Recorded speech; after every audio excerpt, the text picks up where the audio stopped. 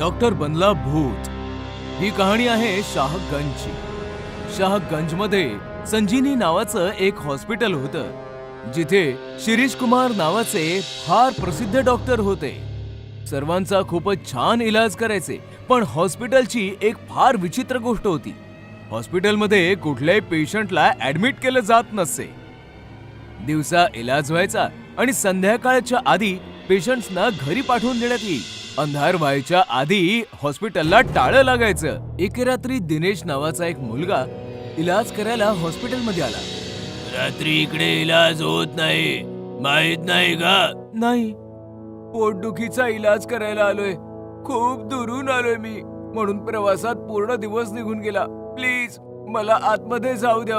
Doctor साहेब घरी गेलेत, हॉस्पिटलला टाळं लागलंय, दिसत नाही काय? उद्या सकाळी ये, चल निघ इकडून। वॉचमॅनने दिनेशला पळवला आणि दिनेश अडचणीत सापडला।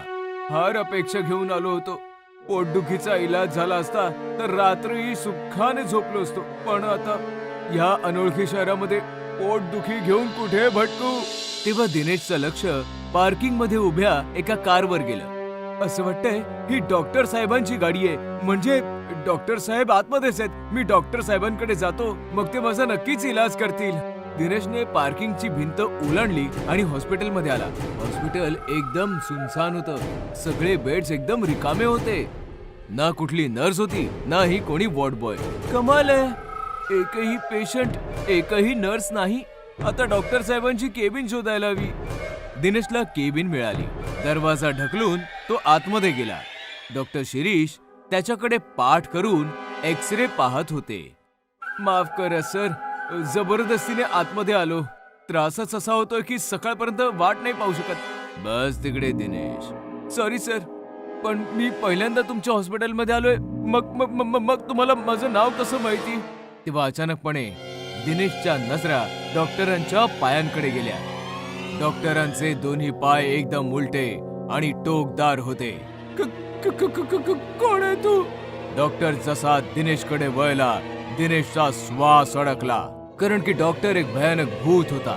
दिनेश लगेच दरवाजाच्या दिशेने पळाला, पण दरवाजा तर लॉक्ड होता।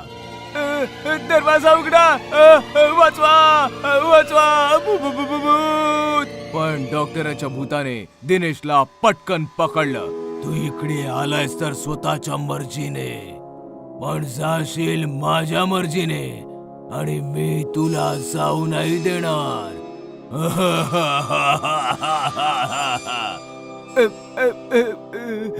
Sorry sorry sorry sorry sir, मी कोणाला काही नाही सांगणार। मी सरळ सरळ माझ्या गावी निघून जाईन। प्लीज सर, सर मला सोडा सर। पण भूताने काही ऐकलं नाही। त्याने दिनेशचं पोट जोरात दाबलं। दिनेश जनावरांसारखा ओरडू लागला। भूताने त्याची पकड अजून मजबूत केली आणि दिनेश ओरडत ओरडत मेला। हॉस्पिटलमध्ये अशा घटना आठवड्यातनं एक दोनदा नक्कीच व्हायच्या।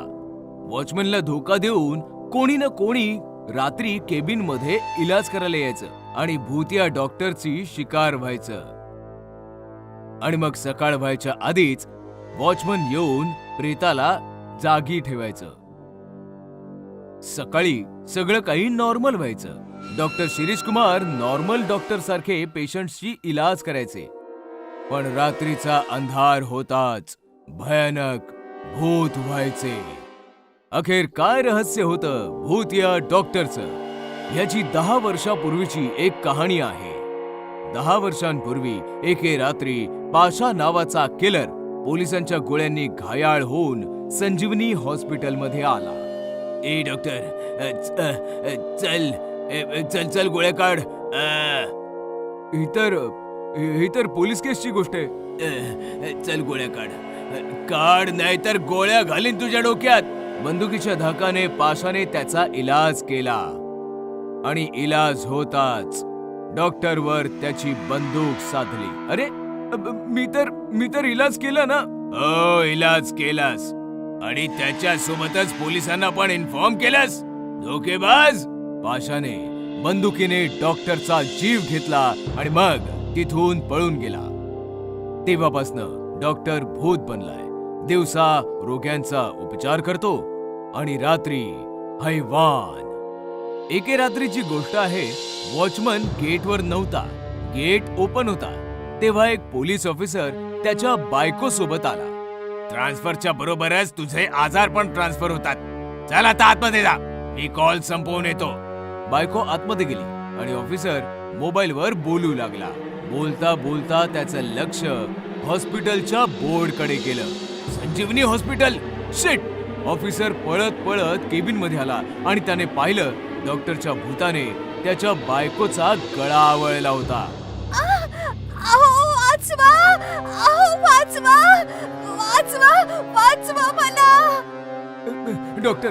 डॉक्टर सोडा, ती माझी बायको आहे. मग तू कोणता मोठा MLA? थांब, तुझाही नंबर लवकर येईल. मी MLA नाही, मी तोच ऑफिसर आहे ज्याला तू त्या दिवशी कॉल करून पाशाची इन्फॉर्मेशन दिली होतीस 10 वर्षापूर्वी. आठवते? ऑफिसरचं म्हणणं ऐकल्यावर भूताने त्या बाईला सोडलं. बोल, कुठे आहे तो पाशा? मला त्याचा जीव घ्यायचाय. काही गरज नाहीये.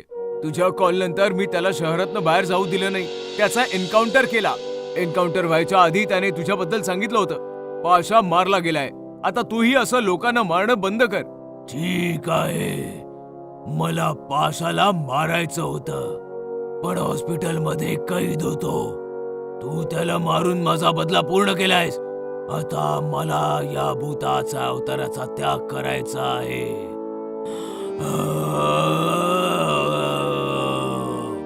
असं म्हणताच डॉक्टरचं भूत जोर जोरात हसू लागलं आणि हसत हसत आसमंतात मुक्त झालं. बायको बनली चेटकीण. बऱ्याच वर्षांपूर्वी कोणत्या तरी एका शहरात अनिल आणि संजना नामक पती पत्नी राहत होते. एके दिवशी त्यांच्या शेजारी रुही आणि विवेक नावाचे जोडपं राहायला आलं आणि पहिल्याच दिवशी त्यांचं संजना आणि अनिल सोबत भांडण झालं. काय तुला गाडी उभी करता येत नाही रे? काय माहित लोक गाडी विकतच कशाला घेतात. अशा प्रकारे रोज काही ना काही कारणांवरनं त्यांचं रुही आणि विवेक सोबत भांडण व्हायचं. या सगळ्याला त्रासून एक दिवशी अनिलने संजनाला म्हटलं, मी विचार करतोय आपण ही जागा सोडून दुसऱ्या ठिकाणी जाऊया राहायला. पण भांडण तर ते आपल्याशी उकरून काढतात. तुम्ही काळजी करू नका, मी उद्या रुहीशी नक्की याविषयी बोलेन. रुही, आम्ही कायम तुझ्याशी इतक्या प्रेमाने बोलतो, पण तू आमच्याशी सतत भांडत का असतेस? तुला काय म्हणायचंय? तुमच्याशी आम्ही उगाचच भांडत असतो काय? आमच्याकडे दुसरी कामं नाहीयेत का भांडण्याशिवाय? सांग बरं. अशा प्रकारे अजून एकदा त्या दोघींचं भांडण होतं. थोड्या वेळाने रुही तिकडनं निघाली आणि संजना दुखी मनाने तिकडेच बेंचवर बसली. तिकडेच एक म्हातारी आली तिच्या जवळ. पोरी, जी बाई तुझ्याशी भांडत होती ना, खरं तर ती एक चेटकीण आहे. काय? हो, शहराच्या बाहेर जंगलात एक गुहा आहे. तिथे एक खूप चांगली चेटकीण राहते. तू तिच्याकडे जा, ती तुला मदत नक्की करेल. संजना जंगलामध्ये चेटकिणीपाशी आली. तिने चेटकिणीला सगळी कहाणी सांगितली आणि म्हणाली, अगं पण मी तर खूप म्हातारी आहे. मी तुझ्या बरोबर नाही येऊ शकत. तू एक काम कर, तू मला तुझ्या शरीरात येऊ दे. तुझ्या शरीरात आले की मी तुझ्या शेजारच्या चेटकिणीला मारून टाकेन आणि मग तू मला पुन्हा इथेच आणून सोड. संजनाला चेटकिणीची ही आयडिया खूपच आवडली आणि ती लगेच तयार देखील झाली.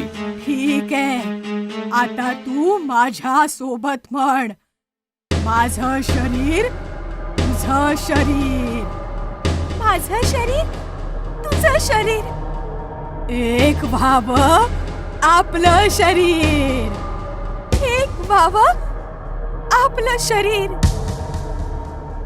संजनाचे हे शब्द उच्चारताच ती चेटकिण तिच्या अंगात शिरली आणि मग संजना चेटकिणीला घेऊन तिच्या घरी आली.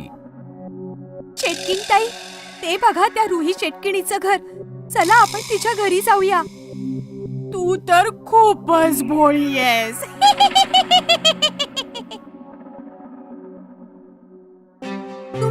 तुम्ही अशा का हसताय? कारण रुही चेटकीण नाहीये, चेटकीण तर मी आहे. आज त्या म्हाताऱ्या बाईचं रूप घेऊन मीच तुला माझ्याकडे बोलवलं होतं. काय काय आहे ना, माझं शरीर खूप म्हातारं झालं होतं, म्हणूनच तुझ्या शरीरात येण्यासाठी मी हा सगळा खेळ रचला. आता मी तुझं शरीर सोडून कुठेही नाही जाणार. अशा प्रकारे चेटकिणीने जाळं विणून संजनाच्या शरीरावर कब्जा केला. त्याच रात्री जेव्हा अनिलने दुसऱ्या ठिकाणी शिफ्ट व्हायची गोष्ट काढली तेव्हा चेटकीण मूळ रूपात आली आणि म्हणाली, कोण संजना? मी तर चेटकीण आहे. आता तुझ्या पत्नीच्या शरीरावर माझा ताबा आहे.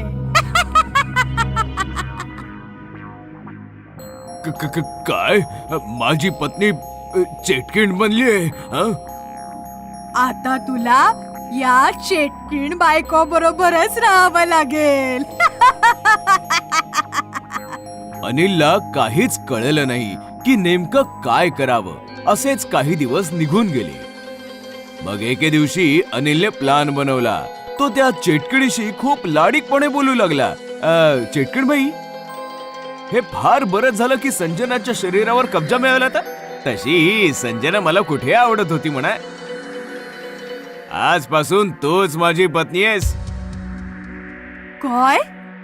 मी तुझी चेटकीण बायको आहे? हो, पण मला एका गोष्टीची भ्रांत आहे की कोणी संजनाच्या शरीरातनं तुला काढू नये म्हणून. मला या शरीरातून कोणीही बाहेर नाही काढू शकत. तरी पण काहीतरी एखादी अशी गोष्ट असेल ना जिच्यापासून धोका आहे तुला. अशी तर फक्त एकच गोष्ट आहे. ती आहे माझी छडी, जिला मी माझ्या गुहेत लपवून ठेवलंय. जर कोणी माझी जादूची छडी तोडली तर माझी जादू संपून जाईल आणि मी मरेन. पुढच्या सकाळी जेव्हा चेटकीण गाढ झोपली होती तेव्हा अनिल त्या चेटकिणीच्या गुहेत गेला आणि पटकन तिची जादुई छडी घेऊन घरी आला. अनिल, तू माझी जादूची छडी घेऊन काय करतोयस? चेटकिणी, आता मरायला सज्ज हो, असं म्हणताच अनिलने ती छडी तोडली. छडी तुटताच ती चेटकीण संजनाच्या शरीरातून बाहेर आली आणि हळूहळू ती हवेमध्ये गायब झाली. अशा पद्धतीने चेटकिणीने तिच्या चातुर्याने अनिलच्या पत्नीच्या शरीरावर कब्जा मिळवला आणि मग अनिलने चतुराईने त्याच्या पत्नीला चेटकिणीच्या पाशातून मुक्त केलं.